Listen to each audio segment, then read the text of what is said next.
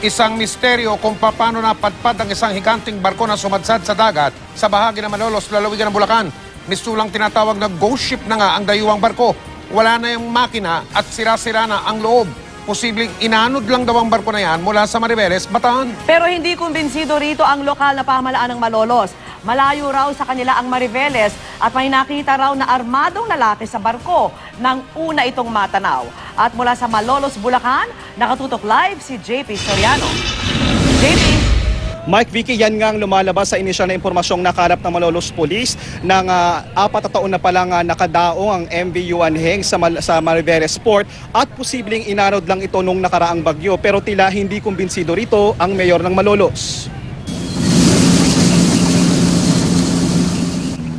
Mahigit kalahating oras ang biyahe sa bangka para mapuntahan ang sumadsad na MV Yuan Heng. Halos wasak na ang ibang bakal na daanan at hawakan. Parang bibigay na nga ang maraming bahagi ng barko. May tubig din sa storage deck na walang laman. Ang ilang cabin o kwarto napakakalat ng gamit. Mayroon pang lumang gamot na may Chinese characters. So narito tayo ngayon sa pinaktuktok o yung tinatawag na bridge ng MV Yuan Heng at bantay sarado nga ang lugar na ito ng mga otoridad at makikita mo dito yung mga pang-control sa makina gaya ng steering wheel. Makikita mo rin dito yung linya ng kuryente at iba't ibang radio communication devices na ayon sa Coast Guard ay sira na ang karamihan sa mga ito. May makikita ka rin dito na mga mapa, route map ng South China Sea, fire control plan at iba't ibang pang mga dokumento. At kung ikutin mo itong lugar na ito, makikita mo na parang isang normal na barko lang na pinabayaan pero mapapansin talaga na puro kalawang na ito at tila hindi nagagana pa. Dumating ang Philippine Coast Guard kanina para i-secure ang barko. May dala rin silang diving gear sakaling kailanganing sisirin ang paligid nito. Nakasadsad daw ang vessel sa maputik na bahagi kaya intact pa raw ito. Ayon sa impormasyon ng Malolos Police, galing daw Mariveles Port ang MV Yuan Heng. Pagmamay-ari raw ng South American Far Eastern Shipping Company at ino-operate ng Shandong Jinghai Industrial Group at nakarehistro sa Phnom Penh, Cambodia. 4 na taon na raw naka-dry dock sa Mariveles Port dahil hindi nakabayad sa requirements ang may-ari.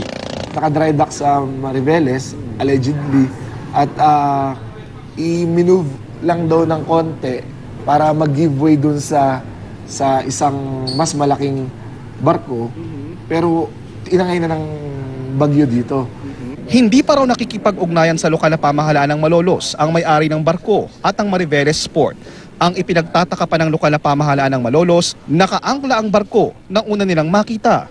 May kalayuan din daw ang Mariveles sa Malolos. Sa kababa din yung mga ladder ropes niya. Kahapon, ang initial na report sa amin, may mga armed men na nakita doon. Kailangan muna namin maliwanagan. Before na maitoto, sino ang may-ari? Who will pay for the towing? August 13 daw ng madaling araw unang nakita sa Malolos ang barko na wala ng makina. Pero ang hindi malinaw kung ninakaw ito. Nangangamba naman ang ilang mangingisda at residente ng Malolos sa peligron dulot ng barko sakaling lumakas ang alon o tumaas ang tubig. Yung pang kanal nito may mga gulaman to. Tinutubuan ng seaweed, napipinsala nitong ating yung barko na napadpad dito sa Malolos. Mike, sabi ng PCG ay ipapataw nila ang barko kapag nahanap nila ang may-ari at patong-patong na reklamo naman ang nakatakdang isampa ng lokal na pamahalaan ng Malolos sa may-ari ng barko. Pero ang problema nga, Mike, ay hindi pa nila alam sa ngayon kung sino ang sasampahan nila ng kaso. Sinusubukan para nating kunan ng panig ang pamunuan ng Mariveles Port hanggang ngayon. Mike? JP, walang nakitang kargamento doon sa barko? Wala bang kargamento doon sa barko kahit wala siyang tao at wala ng makina? Wala talaga, Mike. Ang mga tanging naiwan na lang doon is yung mga ilang dokumento na naiwan doon at ilang mga radio communication devices na sira na. Pero ang sinasabi kasi ng initial na impormasyon na nakalap ng Malolos Police ay 4 na taon na itong kumbaga nakatambay lang at walang nakadock doon sa Mariveles Port based on sa initial information at hindi na raw talaga ito gumagana.